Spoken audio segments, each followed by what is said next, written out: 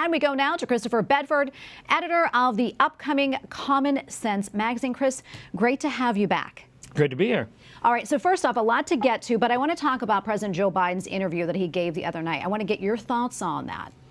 First off, it was a softball. I mean, that was the main thing. This was Jake Tapper's first show on primetime TV. It was his chance to show what kind of journalist he was going to be. And he's someone who's changed shapes a little bit in his style over the past couple of years. Maybe at one point even going from someone the Republicans liked to someone who was really big on a lot of the Russian collusion hoax aspects. This was his chance to sit down with the president, someone who's been pretty closed off to media, and he didn't ask a lot of the hard follow-ups. For example, the president's son is under investigation, potentially being charged with illegal guns and tax evasion, or illegally having a handgun and tax evasion. And Tapper's question wasn't about the influence peddling, wasn't about the millions of dollars that have come in from foreign adversaries like China. It was about how the president felt about that. And he didn't push the president when the president said that he didn't think that we were in a recession yet, something you were just talking about, where that's not what the experts seem to agree on. We're absolutely in a recession, and the Americans can certainly feel it in their pocketbooks every time they go to the gas station, every time they go to the grocery store. So we didn't really learn a lot, except the fact that CNN was still not going to really push too hard against the president, and that CNN was still third in the ratings among the cable networks. Yeah, something else a lot of people were talking about today, and that's Tulsi Gabbard. Her announcement that she is leaving the Democratic Party. I'm curious to get your thoughts on that. And also, what do you think that signals for the Democratic Party? It shows the complete change that they've gone through. Tulsi Gabbard was a rising star, an officer in the National Democratic Party. She was then turned on because she questioned the DNC's obsequiousness toward Hillary Clinton, and she clashed with Debbie Wasserman Schultz when she said the DNC was pushing too hard for Clinton in the primaries and ended up backing Bernie Sanders. Tulsi Gabbard is a kind of traditional, maybe democratic socialist, anti-war Democrat, someone who should very easily fit into this party, but she's been completely cast out, and that shows you that the way that they've moved toward a much more pro-war party and toward a more pro-corporate party, away from a lot of the roots and away from a lot of the things that got people excited, like the Bernie Sanders kind of revolution stuff.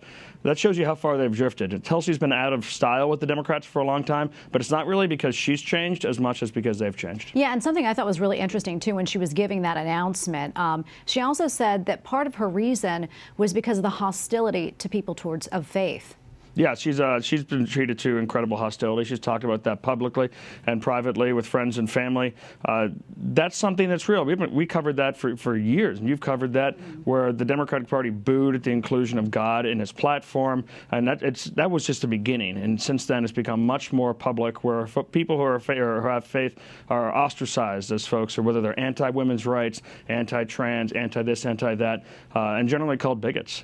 And the first break she had with the Democratic Party, the really major one, was when she defended the Knights of Columbus when they were attacked as an extremist organization. And that was seen as an attack on the now vice president, as well as an attack on Mazie Hirono. And that was really the beginning. After the DNC stuff, that was when the split started to become major with her. Yeah, it should be interesting to see what happens after all of this. Maybe if other people even follow suit in her footsteps.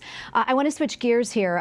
Interesting report from the Daily Caller and some other outlets as well. They're reporting a huge increase. This is really unbelievable. A 582% increase over the past 2 years in students in Montgomery County in Maryland, right outside of D.C., for children who are identifying as gender nonconforming. What more can you tell us about this, Chris? And also, what do you think is behind this sharp increase? It's that it's a fad. It's that it's a fashion. Instead, it excuses you from the guilt of being a white person or a straight person or a wealthy person or a child of wealthy people. That's what this thing is. It's the idea of calling this gender dysphoria is long gone. The very small percent of people who really do struggle with gender dysphoria do not make up a 580-something increase in Montgomery County schools. It's because, one, children are being taught that this is real. It's a fad, and children are extremely impressionable. Whether it's through music or through government programs, what their education is, what they're told to rebel against, they're very easy to manipulate in these kind of ways. And right now, there's such a hierarchy of victimization being taught in the Montgomery County schools that to call yourself genderqueer or nonconforming really gets you out of that trouble. It makes you cool, it makes you on the cutting edge, it makes you not an oppressor. But the danger, it could just be, it would be okay to just, if that was just a fad, a phase you went through. I used to have spiked hair 2 inches or 5 inches long that made my mother furious. But I didn't have the pharmaceutical industry trying to push down and suppress my hormones, suppress puberty, and put these children through these altering surgeries, take them away from their parents. The medical industry behind this, the pharmaceutical industry behind this, that's the kind of thing that causes lifelong damage to children and breaks apart families. Yeah, unfortunately, we have to leave it right there. So much more we can talk about. But thank you so much, Chris, for coming on. I always appreciate your Thanks for having me.